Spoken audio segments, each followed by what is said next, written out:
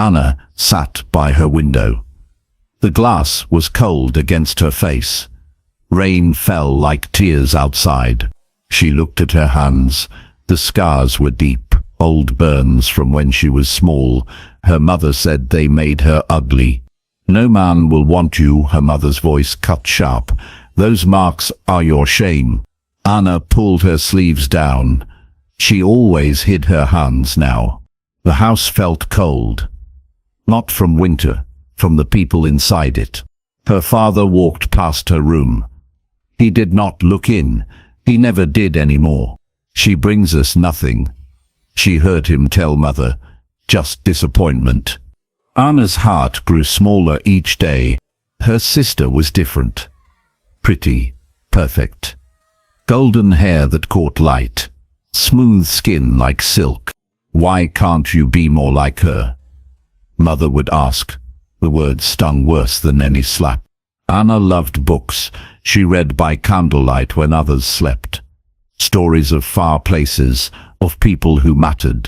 But here, she was just the broken one. We have news, father said one morning. His voice was hard. Final. Anna stood in the hall. Her family looked at her like judges. You will marry, mother announced. A lord needs a wife.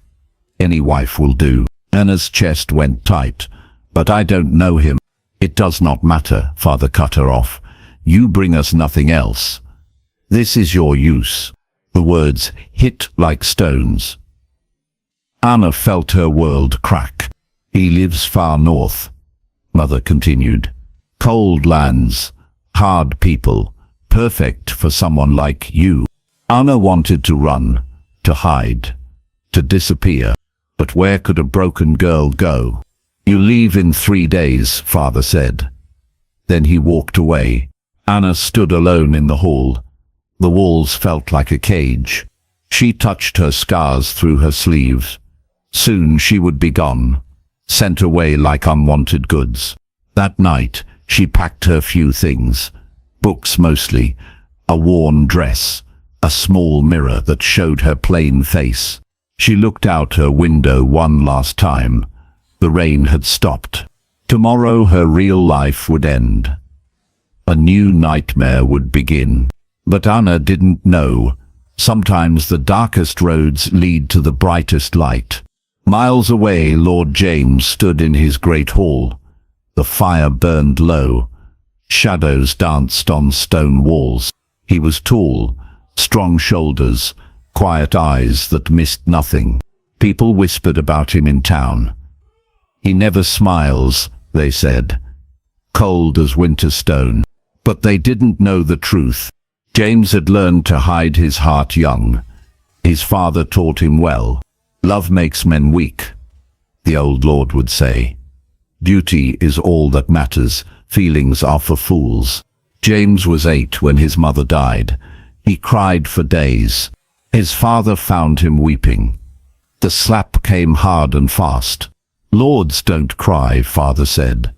Lock that softness away. It will destroy you.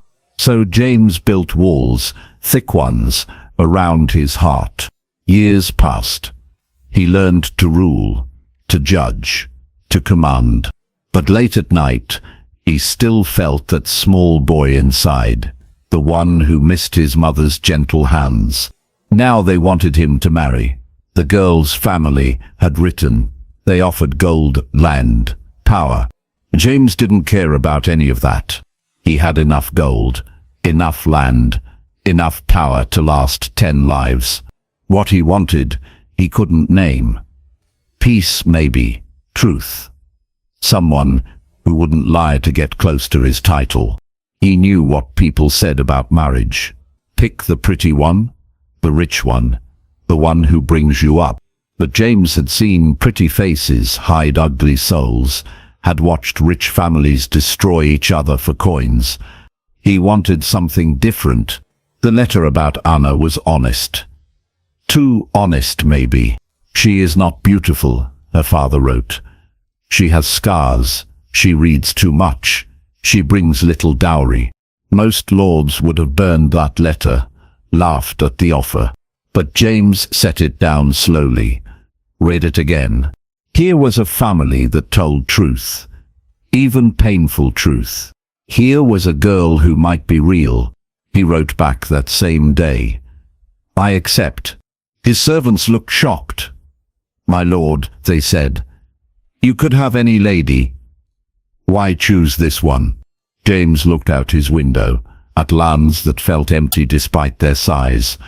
Because, he said quietly, I am tired of lies. 3 days later, word came. She would arrive soon.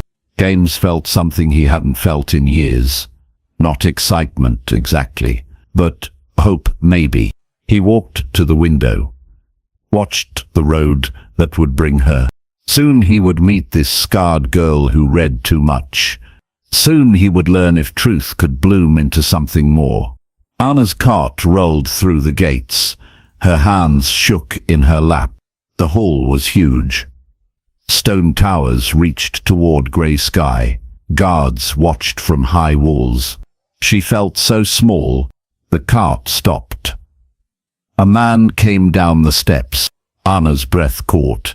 This was him. Lord James. He was bigger than she thought. Broader.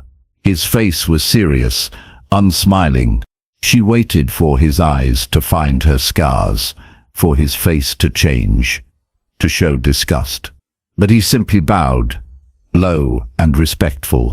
My Lady Anna, his voice was deep. Careful, welcome to your new home. Anna climbed down slowly. Her legs felt weak. She kept her scarred hand hidden, pulled her cloak tight. Thank you, my lord, she whispered. He looked right at her then, not through her, not past her, at her. You must be tired, he said. Cold. Come, there is fire inside. Food. He didn't grab her arm, didn't push. Just walked beside her up the steps. Inside, the hall glowed with firelight. Tapestries covered stone walls. Everything felt warm. Anna had expected cold stone, harsh voices, cruel laughter. But servants bowed kindly, smiled with real warmth. Sit, James said. He pulled out a chair himself. Please. Anna sat carefully, her back straight, eyes down. A girl brought bread, cheese, hot soup that steamed in the bowl.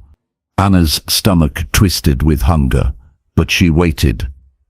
Good girls always waited. Eat, James said. You need strength after your journey.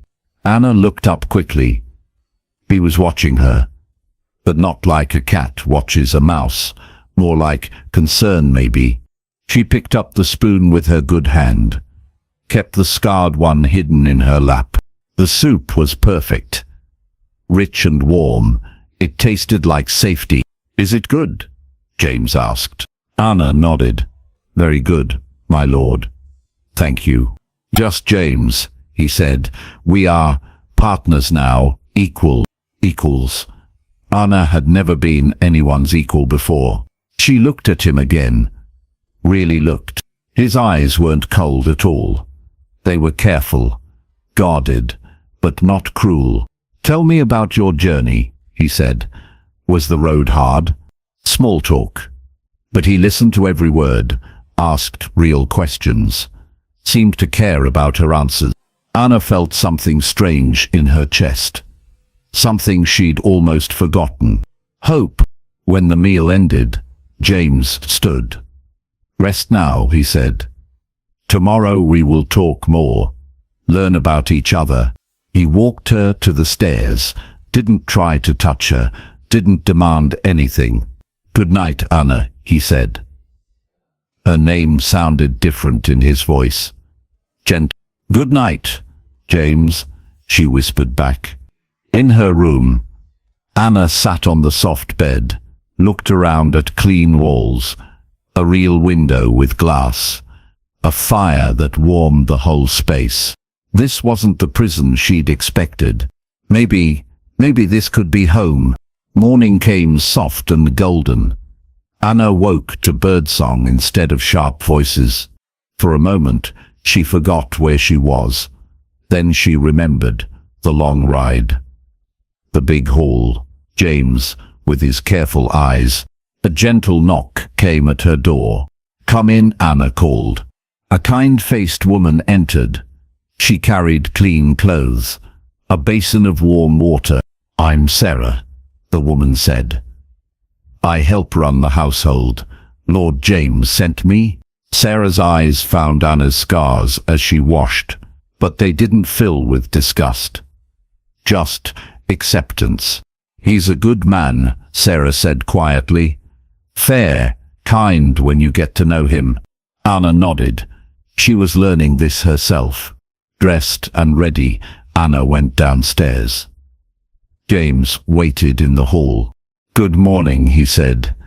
"Did you sleep well?" "Yes. Thank you." Anna's voice was stronger today. "Come, let me show you around. This is your home now too." They walked through rooms filled with light, past windows that looked out on gardens, through hallways lined with books. Books. So many books. Anna stopped, stared. "You like to read," James said. It wasn't a question. Your father mentioned it. Yes, but I know it's not proper for a lady to..." "Who told you that?" James looked genuinely confused. "My mother, my tutors, everyone." James was quiet for a moment. "Here, you can read whatever you want, whenever you want." Anna felt tears prick her eyes. No one had ever said that to her before. "Thank you," she whispered. They kept walking. James showed her the kitchens, the herb garden, the rooms where servants worked at spinning and weaving. "What do you like to do?" he asked. "Besides reading." Anna thought, I used to help in the kitchen, before Mother said it wasn't fitting. I liked learning about herbs, healing plants." "Sarah could teach you more," James said. "She knows everything about herbs, medicine. The people here get sick sometimes. They need help. You would let me help them?" "Of course. Why wouldn't I?" Anna couldn't answer. In her old home, helping servants was forbidden, beneath a lady's notice. But here felt different. That afternoon, Sarah took Anna to the herb garden, showed her plants she'd only read about in books. "This one stops bleeding," Sarah explained. "This one helps with coughs. This one takes away pain." Anna listened carefully, asked questions. Her hands grew dirty in the soil, but she didn't care. "You learn fast," Sarah said.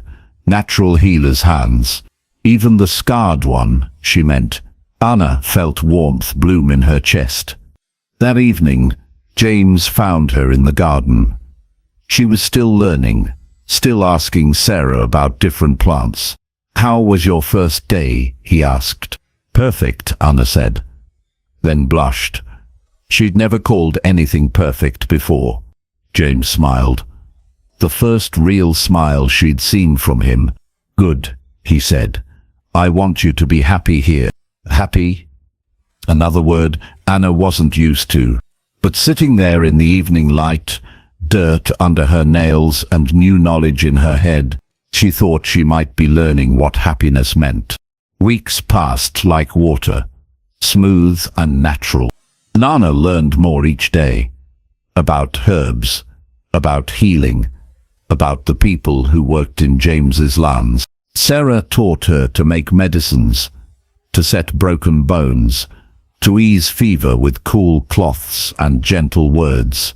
"You have a gift," Sarah said one morning. "The sick ones calm down when you're near." Anna was mixing a paste for burns, her scarred hands steady on the wooden spoon. "It's just practice," Anna said. "No, it's more than that. You understand pain, so you know how to help." That afternoon, a boy fell from a tree. His arm bent wrong. He screamed and cried. Other children ran to get Sarah, but Anna was closer. She knelt by the boy, spoke soft and low. "I know it hurts," she said, "but I can help. Trust me." The boy looked at her with wide, scared eyes, but something in her voice made him nod. Anna felt along his arm, gentle but sure. She'd read about this, practiced on wooden dolls. "It's not broken," she told him, "just out of place. I can fix it." She moved his arm carefully. There was a soft pop.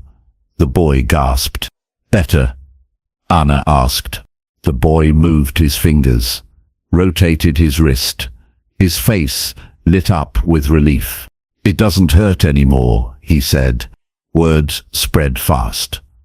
The lady had healed young Tom with just her hands and gentle words. By evening, 3 more people had come to see Anna: a woman with a bad cough, a man with an infected cut, an old woman whose joints ached in the cold. Anna helped them all. Sarah watched with pride. "I've never seen anything like it," Sarah told James later. "She's a natural. The people already trust her more than they trust me." James felt something warm in his chest. Pride, but also something deeper. Anna was finding her place here, her purpose. That night at dinner, James watched her face. It glowed with satisfaction, with joy. "You helped many people today," he said. Anna looked up from her soup. They needed help. It felt right. "You're happy?" It wasn't a question, but Anna answered anyway. "Yes. For the first time in my life. Yes." James set down his spoon, looked at her, really looked. "Your family was wrong about you," he said quietly. Anna's breath caught. "What do you mean?" "They said you had no value, no gifts. They were blind." Tears pricked Anna's eyes, but good tears this time. "Thank you," she whispered. "I should thank you," James said. "You're making this place better, making these people's lives better." Anna felt something shift inside her, something broken starting to heal. She wasn't useless, wasn't a burden. She was needed, valued, maybe even. She didn't dare think the word yet, but it started with Ella and ended with hope. Autumn came early that year. Leaves turned gold and red. Fires burned bright in every hearth. Anna had been at the hall for 2 months now. She knew every room, every servant's name, every path through the gardens. But most of all, she was learning James.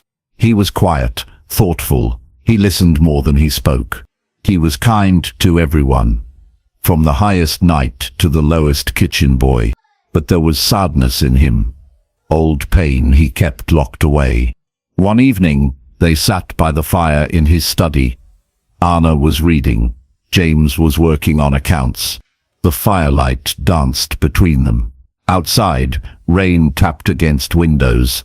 "James," Anna said softly. Can I ask you something?" He looked up from his papers. "Of course.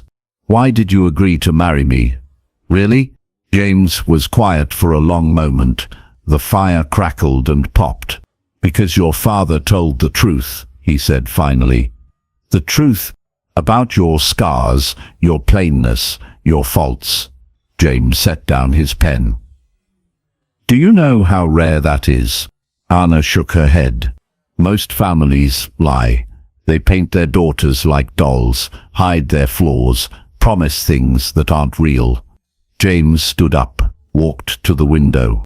"But your father, he was honest, almost cruel in his honesty, and I thought, if they're that honest about her faults, maybe she's real. Maybe she won't lie to me." "And do I?" Anna asked. "Lie to you?" James turned back to her. "Never. You're the most honest person I've ever known." Anna felt her heart flutter. Is that enough? Honesty?" James walked back to his chair, sat down slowly. "Anna, can I tell you something? Something I've never told anyone. She nodded. My father taught me that love was weakness, that caring about someone gave them power over you, power to hurt you. James stared into the fire. For years, I believed him. I kept everyone at arm's length. I was safe, but I was also lonely, Anna whispered. Yes, so lonely. James looked at her then. Until you came. Anna's book fell forgotten in her lap. You? She said. You don't play games. You don't want my title or my gold. You just care about the people here. About me. James reached out slowly, touched her scarred hand where it rested on her book. These scars, he said softly. Your family called them ugly, but I think they're beautiful. Anna's breath caught. Beautiful? They show you've lived, survived. They're proof of your strength. Tears ran down Anna's cheeks, but she didn't hide them.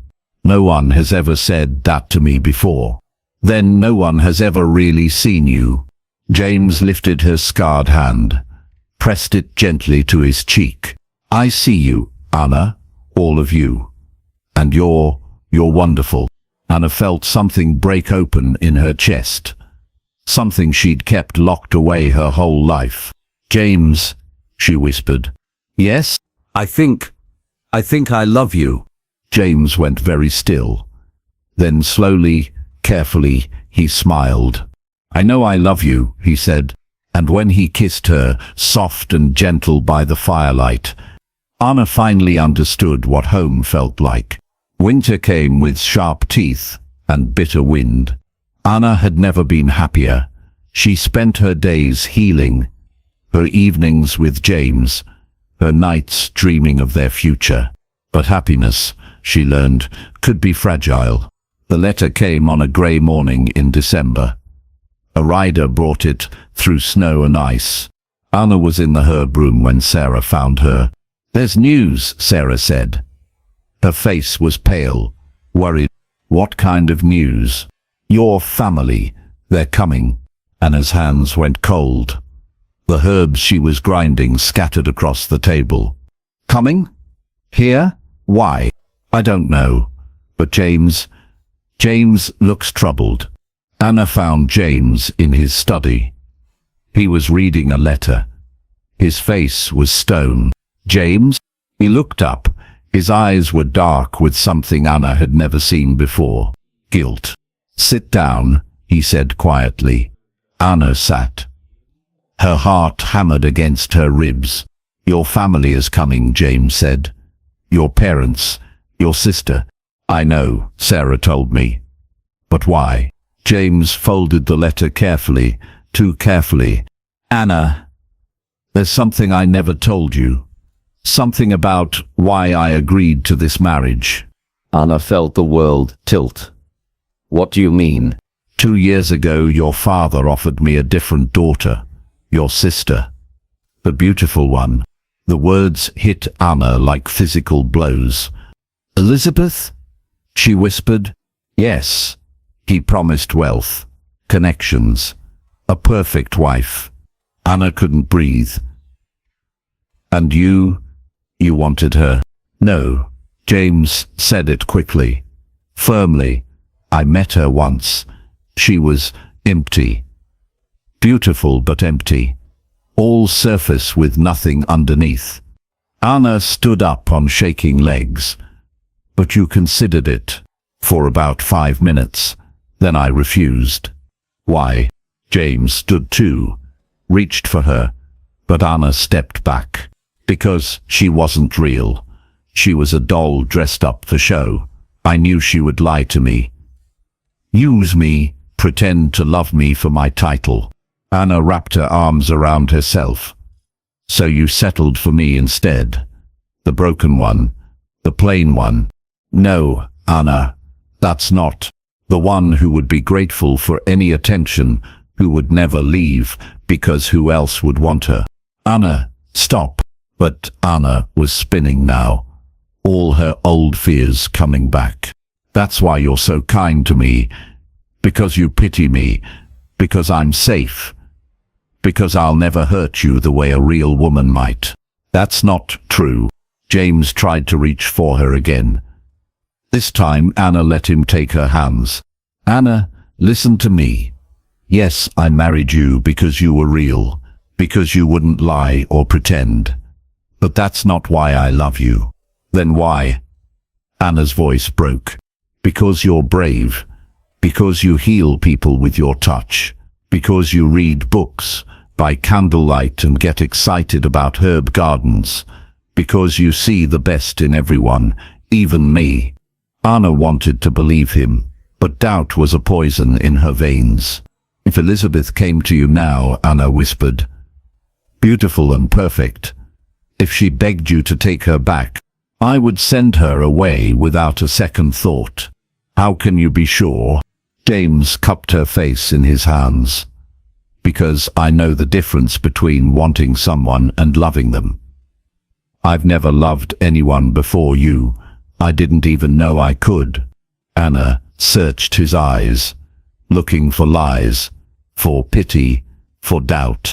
She found none of those things, but she did find fear. He was scared too. They're coming to take me back, Anna said. Aren't they? James nodded grimly. I think so. The letter says they've heard disturbing rumors about our marriage. They want to correct any misunderstandings. What does that mean? I don't know. But Anna, James pulled her close. Whatever they say, whatever they try, I won't let them hurt you. I won't let them take you. Anna buried her face against his chest, breathed in his warmth and strength. Promise me, she whispered. I promise. But even as he held her, Anna felt the old fears creeping back. Her family was coming, and they had never lost a battle for control. Not yet. They arrived 3 days later, like vultures in fine clothes. Anna watched from her window as the carriages rolled through the gates. Her mother stepped out first, straight-backed and sharp-eyed. Then her father, cold as winter stone. And finally, Elizabeth. Anna's breath caught. Her sister was even more beautiful than she remembered. Golden hair like spun silks, skin like fresh cream, a waist so tiny it looked like it might snap. Perfect, absolutely perfect. Everything Anna wasn't. They're here, Anna whispered to herself. A knock came at her door. James entered without waiting for an answer. Are you ready? He asked. Anna turned from the window. No, but I suppose it doesn't matter.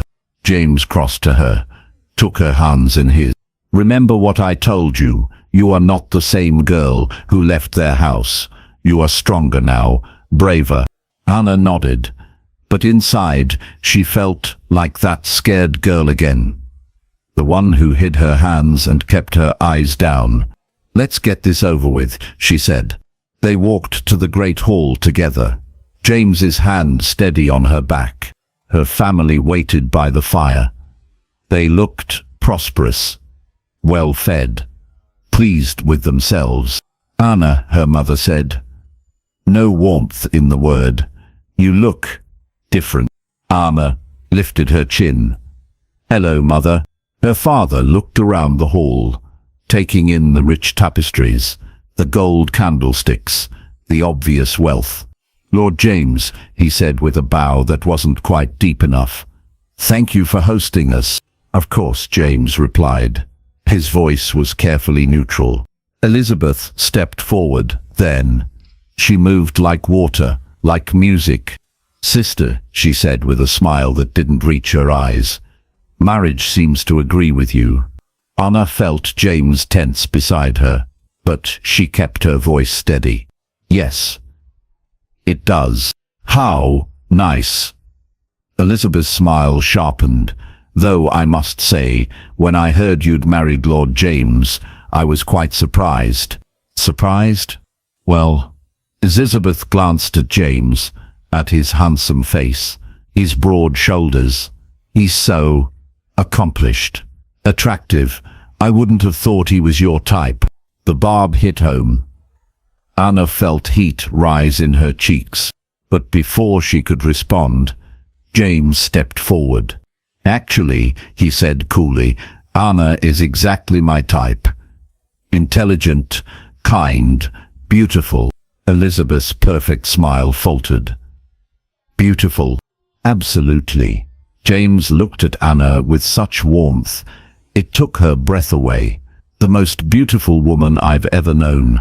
Anna felt tears prick her eyes, but good tears this time. Her mother made a small sound of disapproval. James, you're very kind, but surely... I'm not being kind, James cut her off. I'm being honest. The room fell silent. Anna could hear her heart beating in her ears.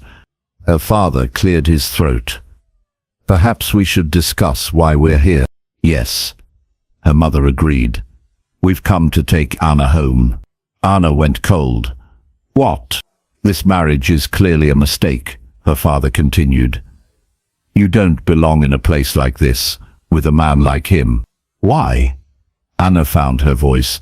Because I'm not good enough. Because you're living a lie, her mother said sharply. Playing at being something you're not. And what am I? Anna asked. Her voice was getting stronger. You're the plain daughter, the damaged one. You belong in a quiet cottage somewhere, with a simple man who won't expect too much. Each word was designed to cut, to remind Anna of her place. But something strange happened. Instead of crumbling, Anna felt anger, clean and bright and powerful. You're right, she said quietly. Her family looked surprised, pleased. I am the plain daughter, Anna continued. I do have scars. I'm not perfect like Elizabeth. Elizabeth preened. Her parents nodded approvingly. But, Anna said, and her voice rang clear through the hall, I am also a healer. I save lives. I ease pain. People here need me, respect me, love me. She stepped closer to her family, met each of their eyes in turn. You told me I had no value, no worth, no purpose. Anna's voice grew stronger with each word. You were wrong. Her mother's face twisted with rage. How dare you? I dare, Anna interrupted, because I am not your victim anymore. She turned to James. He was watching her with pride and love, and something else. All. This is my home, Anna said firmly. James is my husband. These people are my family now. She looked back at her birth family. You can leave tonight, and don't come back. The silence stretched long and tense. Finally, her father spoke. You'll regret this. When he tires of you. When he finds someone better. Anna smiled then. A real smile, full of confidence she'd never felt before. He won't, she said simply, because I'm not the same girl you threw away. I'm better now, stronger, and I know my worth. James moved to stand beside her. Anna is right, you're not welcome here.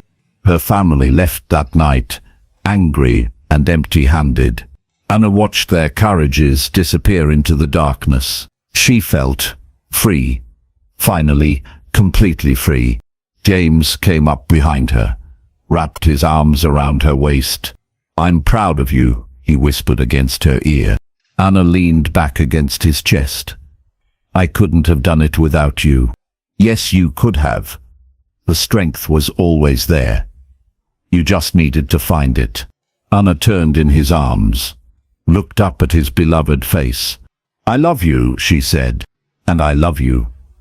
My brave, beautiful, perfect wife.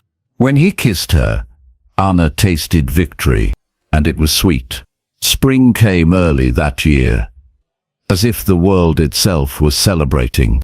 Anna walked through the gardens, checking on new growth. Everything was blooming, green and fresh, and full of promise. A year had passed since her family's visit, a year of peace, of growth, of love. that deepened with each day. Word had reached them occasionally. Her parents had tried to arrange another marriage for Elizabeth, but news of their treatment of Anna had spread. No honorable lord wanted a woman from such a cruel family. Elizabeth remained unmarried. Growing older and more bitter with each passing season, Anna felt pity for her sister, but not guilt. Everyone made choices. Anna had chosen love, courage, growth. Elizabeth had chosen vanity, cruelty, emptiness. Now they were both living with the results. There you are. Anna looked up. James was walking toward her through the garden paths. He moved differently now. Lighter, happier. Love had changed him too. The new herbs are growing well, Anna said, showing him tiny green shoots. Good. We'll need them. We'll need them. James smiled. I have news. What kind of news? The good kind. James pulled her into his arms. There's been a messenger from the king. Anna felt a flutter of concern. The king? What does he want? He's heard about your healing work, about how you've helped the people here. He wants to offer you a position. A position? Royal healer. You would serve at court. Train other healers. Spread your knowledge. Anna stared at him. Are you serious? Completely. Anna, this is an honor. The king doesn't offer positions like this to just anyone. Anna felt dizzy. But I'm just a girl with scars. A plain girl who reads too much. James cupped her face in his hands. No, you're a gifted healer, a wise woman, a person of value. Would you come with me to court if you want me to? But Anna, James smiled. The choice is yours. Whatever you decide, I'll support you. Anna looked around the gardens, at the hall beyond, at the home they'd built together. Can I think about it? Of course. Take all the time you need. That evening, Anna sat in her favorite chair by the fire. James worked at his desk nearby. Everything was peaceful, perfect, but Anna's mind was spinning. A year ago, she would never have imagined this, being offered a position of honor, being valued by a king. A year ago, she'd been nobody, nothing. Now, James, do you think I should accept the king's offer? James set down his pen, looked at her with those careful, loving eyes. What does your heart tell you? Anna was quiet for a moment. But I want to help people. As many people as I can. Then there's your answer. Anna smiled. You make it sound simple. It is simple. Follow your heart. Trust yourself. You've never led us wrong. Anna stood up, walked to James, sat on the arm of his chair. I love you, she said. I love you too. Even if I become some important court healer, even if people bow to me and call me my lady with real respect. James laughed. Especially then. I always knew you were destined for great things. You saw that, even when I couldn't, from the very first day, when you climbed out of that cart, scared but trying to be brave. I thought, here is someone special. Anna leaned down, kissed him softly. Thank you, she whispered. For what? For seeing me, really seeing me, before I could even see myself. James pulled her down onto his lap, held her close. Thank you for teaching me that love isn't weakness, it's the greatest strength of all. Outside, spring rain began to fall, gentle and warm and full of life. Inside, Anna and James held each other close. Tomorrow, Anna would write to the king, accept his offer, begin a new chapter of service and honor. But tonight was theirs, perfect and peaceful and full of love. 5 years later, Anna stood in the royal gardens, teaching a group of young healers about medicinal plants. This one stops infection, she explained, holding up a small green herb. But you must prepare it correctly. Too little and it won't work. Too much and it becomes poison. The students nodded eagerly, took careful notes, asked thoughtful questions. Anna smiled as she taught. This work gave her such joy, passing on knowledge, helping others learn to heal. Lady Anna? Anna turned. A young messenger stood nearby. Yes, your husband has arrived, my lady. He's waiting in the main courtyard. Anna's heart lifted. James had been away for 2 weeks, handling business on their lands. She missed him terribly when he traveled. Thank you, class. We'll continue tomorrow. Anna walked quickly through the palace halls. Servants bowed as she passed. They did it with real respect now. Genuine affection. She was known here, valued, loved. In the courtyard, she saw him immediately, tall and strong and dear. Her James, but he wasn't alone. A small figure ran toward her on chubby legs. Mama! Mama! Anna knelt down, caught their 3-year-old son in her arms. Little Thomas, named for James's grandfather. He had James's dark hair, Anna's gentle eyes, and a smile that could light up the world. Did you miss me, my love? Anna asked, covering his face with kisses. Missed you so much, Mama. Papa said you were helping sick people. That's right, just like Mama does at home. James reached them then, pulled both Anna and Thomas into his arms. Hello, wife, he said softly. Hello, husband. When James kissed her, Anna still felt that flutter in her chest, the same one she'd felt by the fire all those years ago. Some things never changed. Thank goodness. How was court? James asked as they walked toward their rooms. Good. Busy. The king wants me to train healers for 3 more provinces. And how do you feel about that? Anna considered, honored, excited, but also, what? Ready to come home.